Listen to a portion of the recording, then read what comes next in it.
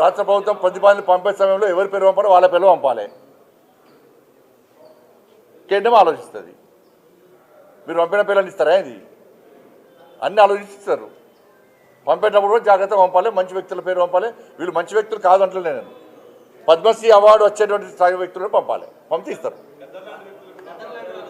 ఎట్టిస్తామన్నా? ఎట్టిస్తాం? గద్దరికి ఎట్టిస్తాం చెప్పండి. ఆయన భావజాలం ఏంది?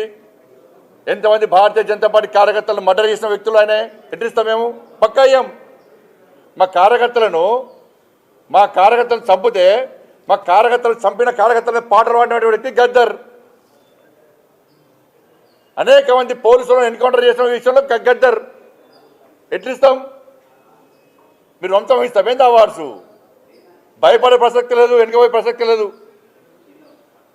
వందల మంది భారతీయ జనతా పార్టీ కార్యకర్తలు నమ్మిన సిద్ధాంతం కోసం భారత్ మాతా కీ జై అని చెప్పి ఆందోళన చేస్తుంటే నక్సల్స్ భావజాలం గద్దర్ మా కార్యకర్తను హత్య చేయించిండు. ఎన్ఐఏ ఎంక్వైరీ చేసింది గద్దర్ గారి మీద. అనేక మంది పోలీసులను ఎన్కౌంటర్ పేరుతో మర్డర్ చేసిండు. అటువంటి వ్యక్తిని ఏ విధంగా పంపుతారు ఇవాళ? ఇది ఈ రాష్ట్రము మరి పోయినసారి వచ్చినాయి పుట్టుబడి వచ్చింది తెలంగాణకు.